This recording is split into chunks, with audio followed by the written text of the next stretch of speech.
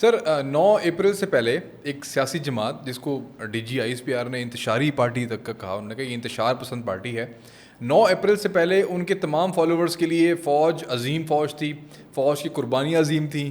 فوج ایسی فوج پوری دنیا میں موجود نہیں ہے. وہ ایسے خیالات رکھتے تھے، جو آرمی چیف تھا وہ قوم کا باپ ہوتا تھا.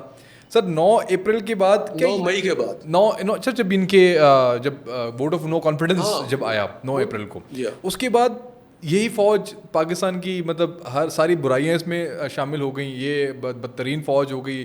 باجوہ بھی غدار ہو گیا آپ کے فیض بھی غدار ہو گیا، آپ کا آرمی چیف بھی غدار ہو گیا، آپ کے D G I S I بھی غدار ہو گئے. ایک دن میں ایسا کیا بدلا؟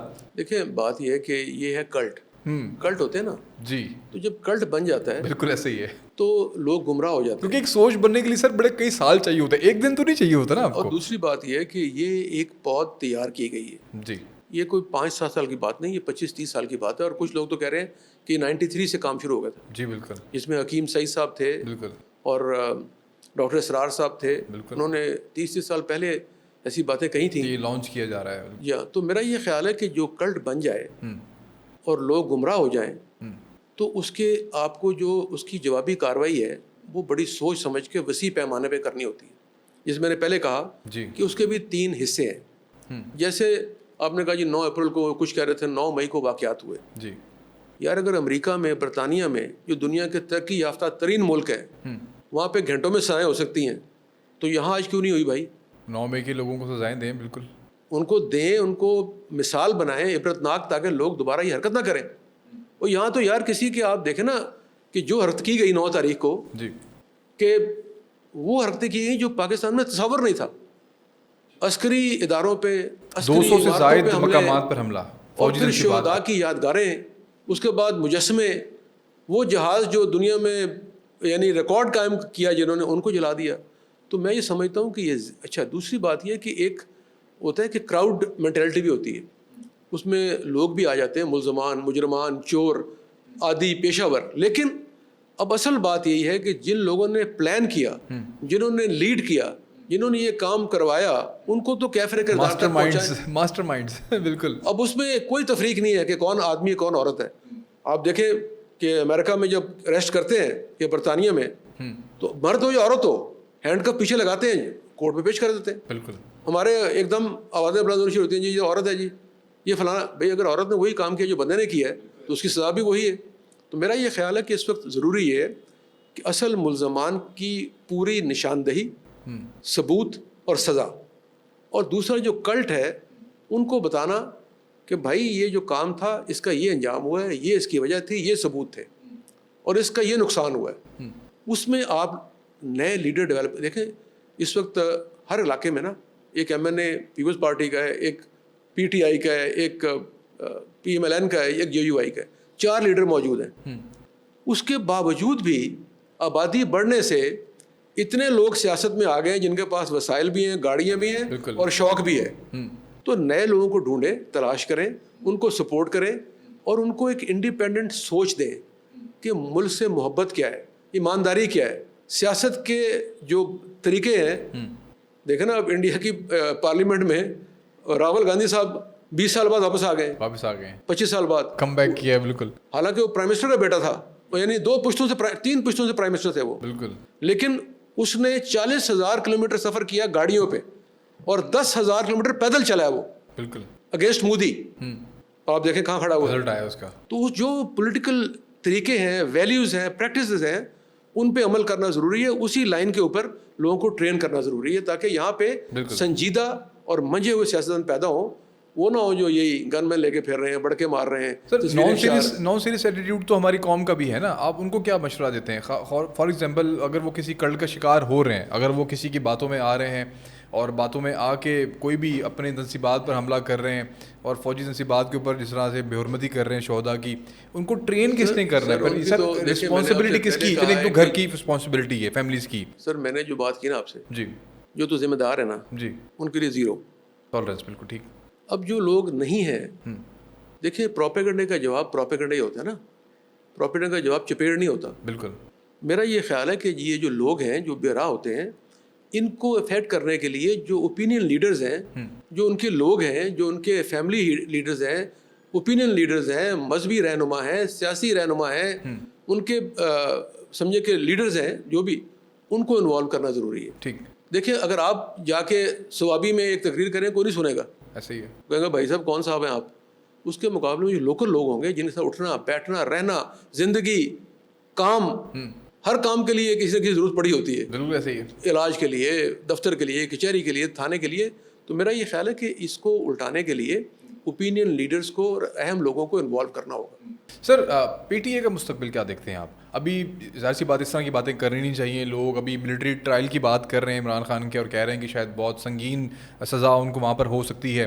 ابھی وہ بھٹو والی جو مثالیں لوگوں نے دینی شروع کر دی سوشل میڈیا پہ, اور یہ کئی بڑے بڑے یوٹیوبرس کی میں آپ کو بتا رہا ہوں, وہ باقاعدہ ان کے جو پھندے کے سائز وہ ناپنے شروع کر دی ان لوگوں نے یوٹیوب پہ بیٹھ کے. تو صحافی ہیں, بڑے صحافی ہیں, میں نام ان کا نہیں لوں گا یہاں پر. یار صحافی تو لفافے ہیں بھائی آپ کے. بالکل لسٹ آ گئی, مطلب ریاض کی پڑھ لیں. بالکل ایسے ہی ہے. کوئی بچہ ہے اس میں؟ کوئی نہیں بچا سر. تو سارے فرشتے جو ہیں وہ بچہ جس کو موقع نہیں ملا, وہی نا جو فرشتے ہیں ان کو ٹھپے لگے. بالکل ایسے ہی ہے. اب میں جو گزارش کر رہا ہوں, آپ نے کہا نا کہ یار مستقبل کیا ہے اس اجتماعات کا, اور ان کے لیڈر کا مستقبل کیا ہے, کیا نظر آ رہا ہے آپ کو آگے؟ بھٹو صاحب نے تو اس کا عشر اشیر بھی نہیں کیا تھا. بالکل ایسے ہی ہے. وہ تو صرف ضیاء الحق صاحب کی محبت کی وجہ سے مارے گئے. بالکل ایسے ہی ہے. ورنہ تو انہوں نے ملک کے خلاف تو کوئی کام نہیں کیا تھا, اور اپنی ضد کی وجہ سے مارے گئے. جو ان پہ الزام تھا ایسٹ پاکستان والا, وہ ایک علیحدہ تھا. بالکل. لیکن ان لوگوں نے جو حرکت کی ہے اس کی پاکستان میں نام مثال ملتی ہے. میں نے جیسے پہلے کہا ہے کہ اب کئی چیزیں ایسی ہیں جو پھر آپ توہین عدالت ہو جاتی ہے بڑی. جی. اس میں کئی ایسے فیکٹرز ہیں, لیکن میں یہ سمجھتا ہوں کہ جب تک ثبوت سمیت ملزمان کو کیفر کردار تک نہیں پہنچائیں گے اس کا حل نہیں نکلے گا. اور کوئی مذاکرات آپ سمجھتے ہیں کہ فوج کی طرف سے نہیں ہوں گے؟ یہ جو باتیں کی جاتی ہیں شوشے چھوڑے جاتے ہیں اپنی طرف سے. مذاکرات پھر جب یہ بات بہت ہائپ کریٹ ہوتی ہے کہ مذاکرات ہو رہے ہیں عمران خان کے, پی ٹی آئی کے, پھر گور خان صاحب یہی کہتے ہیں کہ ہم مذاکرات کریں گے تو ہمیں پتہ ہے کس پارٹی کے ساتھ کرنے ہم نے. اینڈ دین اس کے بعد پھر ایک ڈی جی آئی اس پہ کی پریس کانفرنس آ جاتی ہے, اور پھر وہ جو 9 مئی کے حوالے سے جو گفتگو کرتے ہیں وہ سارا کچھ جھاگ بیٹھ جاتی ہے ساری. میں یہ سمجھتا ہوں کہ دیکھیں D G I S P R ایک فوجی آدمی ہے. بالکل. اس نے اسٹریٹ بات کی ہے. بالکل. اس نے کوئی ہوتا ہے نا بل فریب, ایسے ہی ہے. اس نے سیدھا سیدھا کہا بھائی یہ لوگ بالکل معافی مانگ لو. یہ احسن اقبال صاحب کہتے ہیں معافی مانگ لیں مذاکرات کر لیں گے. فوج نے یہ بات بھی نہیں کی. بھائی معافی کا کیا مسئلہ یار, ایسے ہی ہے. اس کا مطلب کل کو جو مرضی یہ کر کے معافی دے دیں گے. معافی مانگ لیں. اچھا اس میں میری رائے یہ, اچھا اس کے مقابلے غلطی ہو گئی, ہم نے ایٹمی اثاثوں کے جو ہے انفارمیشن لیک کر دی, معاف کر دیں. دوسری بات یہ ہے کہ آپ یہ بتائیے کہ جب پی ٹی آئی کی حکومت رخصت ہوئی تو 5 دوست ممالک انڈونیشیا, ترکی, یو اے ای, سعودی عرب, چائنا, سارے ناراض تھے. بڑی مشکل سے منایا ان کو. بالکل ایسے ہی ہے. میں یہ سمجھتا ہوں جیسے آپ نے پہلے کہا کہ جو لوگ اس میں انوالو ہیں, عمران خان صاحب کے ساتھ کے بارے میں آ رہا ہے کہ بہت سے ثبوت ہیں, تو بھائی ان کو سب کو سزائیں دیں, اور جو ان کے فالوورز ہیں ان کو راہ راست پہ لانے کے لیے تمام اقدامات کیے جائیں. اور اس میں دوسری بات یہ ہے کہ جو اس وقت ملک میں انسرٹینٹی ہے, غیر یقینی صورتحال کیوں ہے؟ کیونکہ نہ کسی کو سزا مل رہی ہے, نہ کوئی چیز سستی ہو رہی ہے, نہ کوئی حکومت پہ لوگوں کا اعتبار ہے. کچھ تو کریں. ہاں کچھ تو کریں, کہیں سے آغاز تو کریں نا. بالکل ایسے ہی ہے. تاکہ معلوم ہو کہ بھائی ہم سیریس ہیں, یہ پہلا قدم ہے. دوسرا یہ ہے, اور تیسرا یہ کہ جب تک کیفر کردار تک نہیں پہنچائیں گے تب تک لوگوں کی ہمدردیاں برقرار رہیں گی. اور جب معلوم ہو جائے گا کہ بھائی یہ لوگ انہوں نے یہ حرکت کی ہے, تو بہت سے لوگ پیچھے ہٹ جائیں گے. اور اس کے علاوہ لوگ سوچیں گے بھی کہ یار اگر یہ واقعی یہ ثبوت تھا اور یہ کیا ہے, بالکل تو یہ ملک کے لیے نقصان دہ تھا. بالکل. تو میرا یہ خیال ہے کہ یہ چیزیں واضح کرنی چاہیے. ہینگنگ, یہ جو ہوورنگ ہے نا, ہینگنگ, یہ معاملہ لٹکانا نہیں چاہیے. یہ بھی, اور شک و شبہات آپ کہتے ہیں بڑھیں گی, مزید بڑھتے ہیں, اس کو دور کریں نا, کلیئر کر دیں. کانفیڈنس لوز کرے گی گورنمنٹ. یہ سر عمران خان صاحب نے, رانا ثناء اللہ کہتے ہیں کہ مجھے یقین نہیں تھا کہ عمران خان 1 سال جیل میں کاٹ لے گا, اور تھوڑا سا سخت جان جو ہے وہ سامنے آیا ہے. ڈیل شیل کی آپ کو پتہ ہے ہمارے ملک میں ایک بڑی روایت رہی ہے اس طرح کی کہ لوگ چلے جایا کرتے ہیں, باہر چلے جایا کرتے ہیں, اور پھر ڈیل کا ان کو تاثر دیا جاتا ہے. 2-3 مرتبہ یہ چیز ہو چکی ہیں. بڑے سیاستدان ہیں ہمارے, چلے نام نہیں لیتے ان کے. لیکن آپ سمجھتے ہیں کہ عمران خان نے سب کو غلط ثابت کیا اس معاملے کے اندر؟ آپ سمجھتے ہیں یا تو وہ معافیا مانگ رہا ہے جیسے آپ نے کہا کہ جرائم بڑے سنگین ہیں, یا اس میں اصل وجہ کیا ہے بیسکلی؟ دیکھیں پہلی بات تو ہے کہ یہ کہنا کہ ہمارا خیال نہیں تھا وہ جیل میں رہیں گے, جی, وہ کون سا اپنی مرضی سے رہ رہے ہیں, تو رکھا گیا ان کو. ان کے پاس یہ آپشن نہیں ہے کہ وہ رہیں کہ نہ رہیں. بالکل ٹھیک. یہ آپشن دیا بھی نہیں گیا ابھی تک. نہیں, کوئی آپشن نہیں ہے بھائی. جس کے اوپر الزامات ہیں, مقدمات چل رہے ہیں, کہیں سزائیں ہو رہی ہیں, اگلے دن معاف ہو جاتی ہیں, تو پھر بھی کئی سزائیں ایسی ہیں جو ویلڈ ہیں. تو میرا یہ خیال ہے کہ یہ کہنا کہ وہ نہیں رہ سکتے تھے, رہ گئے, یہ عجیب بات ہے. اور دوسرا یہ کہ ابھی کچھ 1-1.5-2 مہینے تک وہ وہاں پہ بڑے آسانی سے رہ رہے تھے, 7-8 کمرے ان کو ملے ہوئے تھے جی, لیکن اب ان کو یقیناً قانون کے مطابق محدود کیا گیا اس حلقے تک جو قانون اجازت دیتا ہے. تو یہ کہنا کہ جی وہ رہ نہیں سکتے تھے, یہ ہوائی باتیں ہیں. بالکل. قیدی نے تو رہنا ہے بھائی جیل میں, جب تک اس کے اوپر مقدمات ہیں, سزائیں ہونی ہیں, he will have to leave their.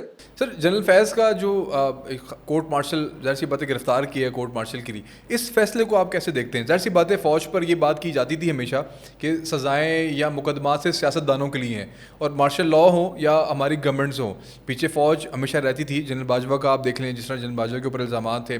And then Imran Khan والا ایپیسوڈ کے بعد تو فوج نے خود کہا کہ ہم سے غلطیاں ہوئی ہیں, اور یہ میرے خیال سے پاکستان کے لیے جو ٹرننگ پوائنٹ تھا پاکستان کے لیے وہ یہی تھا کہ فوج نے کہا ٹھیک ہے ہم سے غلطیاں ہوئی ہیں, ہم نے سیاست میں مداخلت کی ہے, اب آگے سے یہ چیزیں نہیں ہوں گی. تو جنرل فیض والا جو آپ سمجھتے ہیں کہ جو یہ ایپیسوڈ ہے, آپ سمجھتے ہیں اس سے فوج کی عزت و وقار میں اور زیادہ ہوگی یا کمی ہوگی؟ آپ سمجھتے ہیں کہ یہ پاکستان کو اس گرفتاری کو خاص طور پہ کس طرح دیکھتے ہیں آپ؟ دیکھیں اکاؤنٹیبلٹی سے پاپولیرٹی کم نہیں ہوتی, یہ بات یاد رکھیں آپ.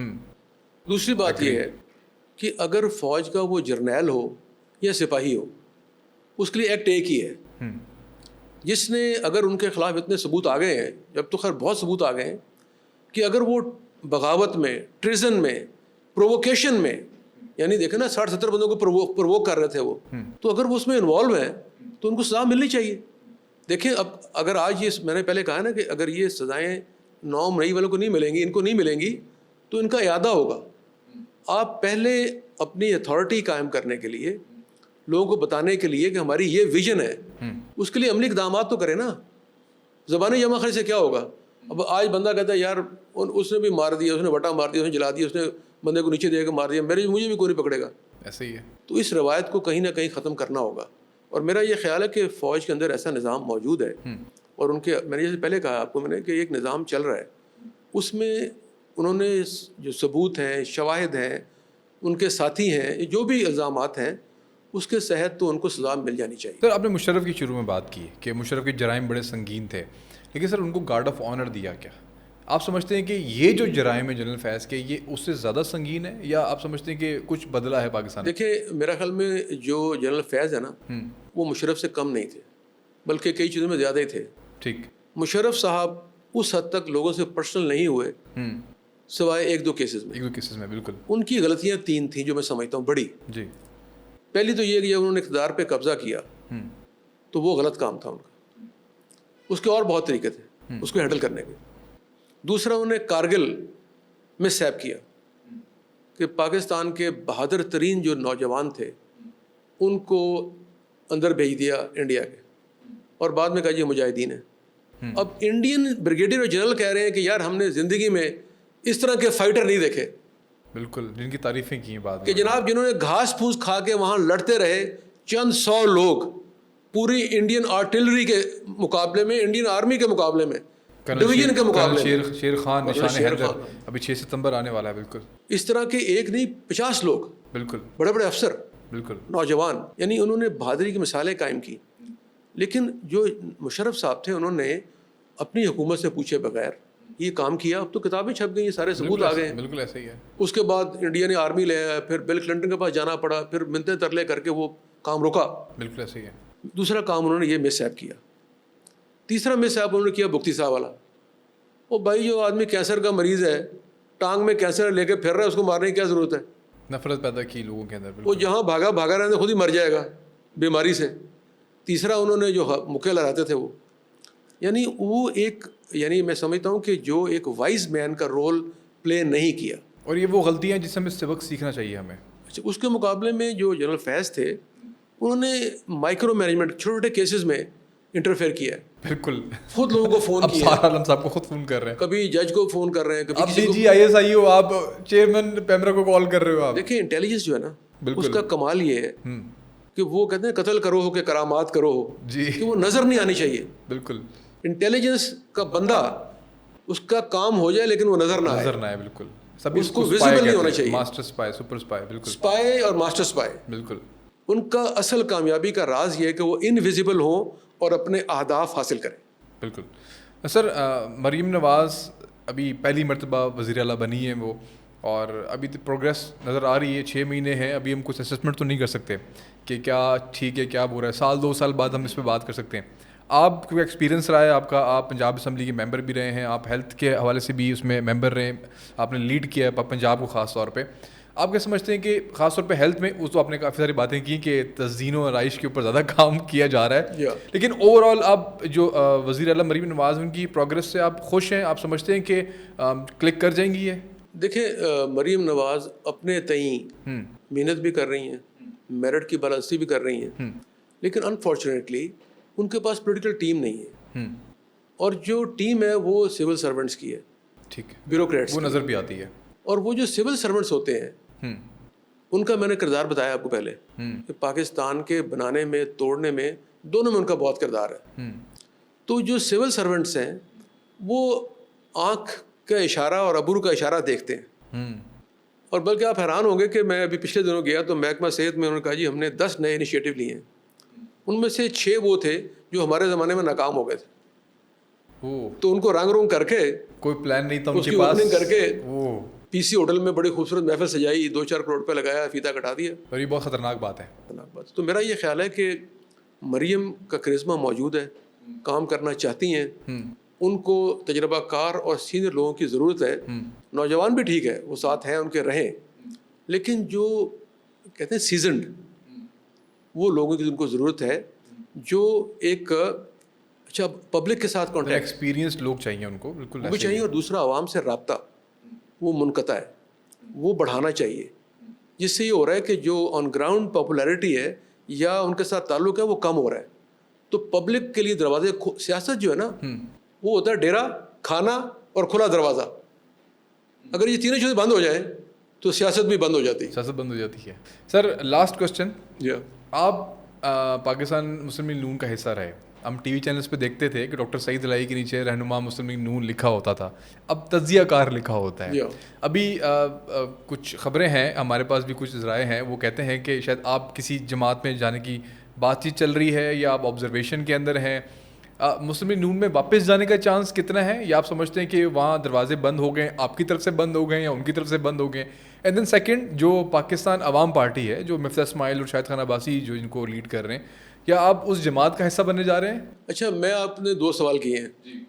دیکھیے تجزیہ نگار میں اس لیے بنا کہ جب میں ریڈ کرسچن میں تھا تو وہ اے پولیٹیکل پوسٹ تھی, وہاں پہ میں کسی پارٹی کا اسپوکس مین نہیں بن سکتا تھا. بالکل ایسے ہی. دوسرا, اس وقت مریم صاحبہ نے چارج سنبھالا تھا میڈیا کا, تو نئی ٹیم آئی تھی, طلال, دانیال, مصدق ملک, فضل چودھری اور یہ ہماری مریم اورنگزیب صاحبہ, یہ سب ایک نئی ٹیم آئی تھی.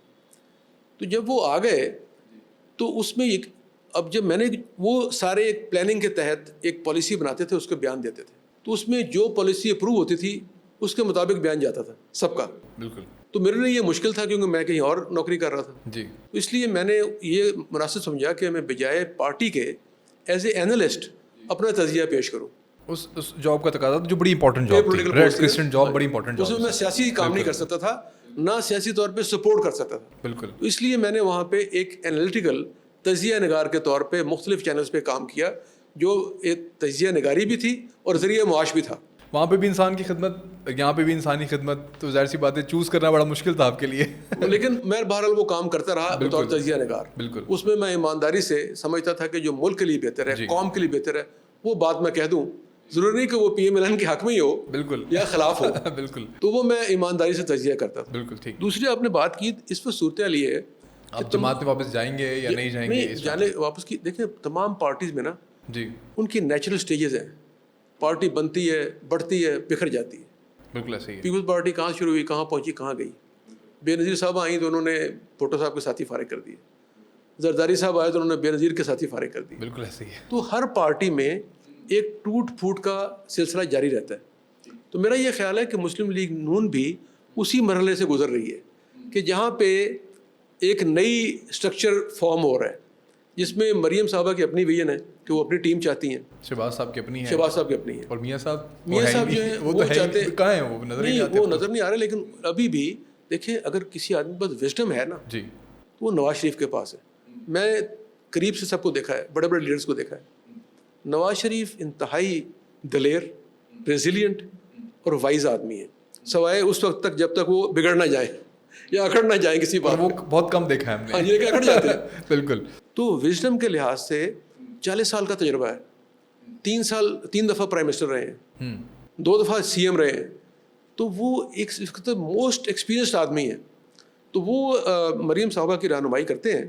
لیکن میرا خیال ہے ابھی بھی جو میری رائے ہے کہ بہت سے معاملات میں مریم صاحبہ اور ان کی ٹیم مختلف سینیریو چاہتے ہیں.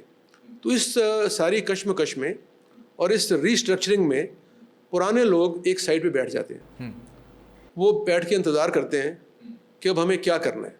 تو ہم ان لوگوں میں شامل ہیں جو بیٹھے انتظار کر رہے ہیں کہ ہمارا کیا کردار ہے, کیا ہماری سروسز ریکوائرڈ ہیں یا نہیں ہیں. اگر تو ریکوائرڈ ہیں تو ہم حاضر ہیں, اگر نہیں ہے تو ہم چائے پی کے, جس نے آپ سے چائے پی لی ہے, الوداع کریں گے, سلام کریں گے. ٹھیک. اور دین جو پاکستان عوام پارٹی ہے, آپ دیکھیں اس میں ایز اے آبزرور میں نے شرکت کی تھی, گیا تھا, ان سے ملاقات بھی کی, ان سے بات چیت بھی ہوئی. شاہد خان نواسی سے آپ کی؟ شاہد خان نواسی صاحب سے, مفتاح اسماعیل سے.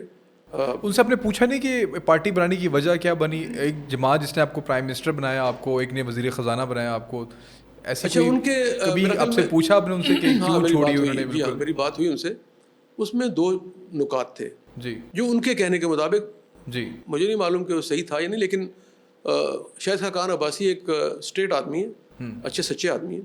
انہوں نے مجھے کہا کہ میرے اختلافات 2 تھے. ایک تو ان کا خیال تھا کہ جو پہلا اختلاف ہوا وہ ہوا جنرل باجوہ کی ایکسٹینشن پہ. ٹھیک. انہوں نے کہا کہ میں نے اس کی مخالفت کی تھی, حالانکہ باجوہ صاحب میرے جاننے والے تھے اور ان کے فادر ان لاء بھی ان کے جاننے والے تھے.